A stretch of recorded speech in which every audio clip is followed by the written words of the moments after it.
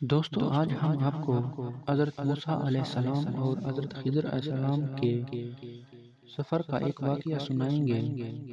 حضرت موسیٰ علیہ السلام اور حضرت خضر علیہ السلام دونوں دریا کے کنارے کنارے چل رہے تھے کہ قریب سے ایک کشتی گزری۔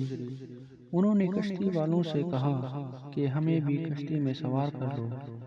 کشتی والوں نے حضرت خضر علیہ السلام کو پہچان لیا اور بغیر کرایہ لیے دونوں کو اپنے ساتھ کشتی میں سوار کر لیا۔ اتنے میں ایک چڑیا آئی جس نے کشتی کے کنارے پر بیٹھ کر دریا میں سے اپنی چونچ میں پانی لیا، جسے دیکھ کر حضرت خضر علیہ السلام نے حضرت موسیٰ علیہ السلام سے کہا کہ اللہ تعالیٰ کے علم کے مقابلے میں میرا علم اور آپ کا علم دونوں ملا کر اتنے ہی ہیں جیسا اس چڑیا نے اس دریا سے چونچ میں پانی لیا ہے۔ ابھی کشتی میں سوار ہوئے کچھ دیر ہی گزری تھی کہ حضرت خضر علیہ السلام نے اپنا کلاڑا لے کر کشتی کا ایک تختہ توڑ دیا اور کشتی کو عیبدار کر دیا۔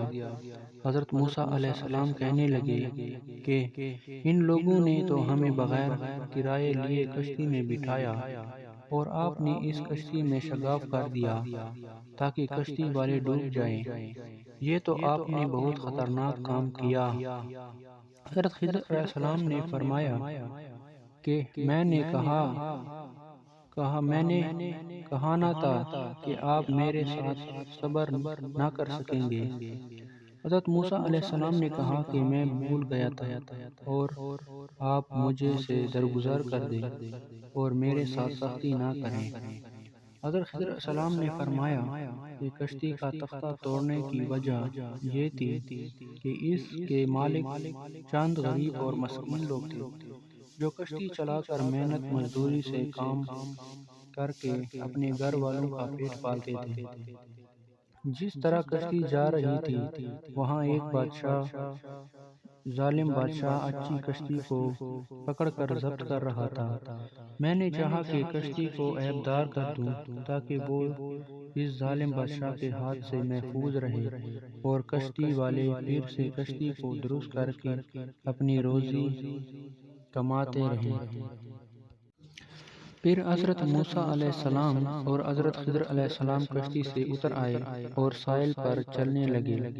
راستے میں حضرت خضر علیہ السلام نے ایک لڑکے کو دیکھا جو دوسرے لڑکوں کے ساتھ کھیل رہا تھا۔ حضرت خضر علیہ السلام نے اس لڑکے کو قتل کر دیا۔ حضرت موسیٰ علیہ السلام کہنے لگے کہ آپ نے ایک پاکیزہ جاں کو ناحق مار ڈالا، یہ تو آپ نے بہت برا کام کیا۔ حضرت خضر علیہ السلام نے جواب دیا کہ میں نے آپ کو نہیں کہا تھا کہ آپ میرے ساتھ صبر نہ کر سکیں گے۔ حضرت موسیٰ علیہ السلام نے کہا کہ اگر آئندہ میں نے آپ کے کام پر کوئی سوال کیا تو بے شک آپ مجھے اپنے ساتھ نہ رکھیے گا۔ حضرت خضر علیہ السلام نے فرمایا کہ اس لڑکے کو قتل کرنے کی وجہ یہ تھی کہ اس کے والدین مومن تھے اور لڑکا بڑا ہو کر کفر پر اڑا رہتا تو اندیشہ تھا کہ کہیں یہ اپنے ماں باپ کو کفر اور سرکشی میں نہ پھنسا دے، یعنی لڑکے کی محبت میں والدین بھی کفر میں مبتلا نہ ہو جائیں۔ اللہ تعالیٰ نے چاہا کہ انہیں اس لڑکے سے بہتر، نیک اور فرمانبردار اولاد عطا فرمائے۔ پھر وہ دونوں حضرت موسیٰ علیہ السلام اور حضرت خضر علیہ السلام ایک بستی میں پہنچے اور بستی والوں سے کھانا طلب کیا، لیکن انہوں نے کچھ بھی کھانے کو نہ دیا اور انہیں مہمان بنانے سے انکار کر دیا۔ انہوں نے اس بستی میں ایک دیوار دیکھی جو گرنے ہی والی تھی۔ حضرت خضر علیہ السلام نے اسے درست کر دیا۔ حضرت موسیٰ علیہ السلام نے کہا کہ اگر آپ ایسے بے مروت لوگوں سے معاوضہ لے کر دیوار درست کرتے تو ہم کھانا کھا لیتے۔ حضرت خضر علیہ السلام نے کہا حضرت موسیٰ علیہ السلام سے کہ آپ حسب وعدہ آپ کو مجھ سے الگ ہو جانا چاہیے۔ کیونکہ آپ کا میرے ساتھ چلنا مشکل ہے۔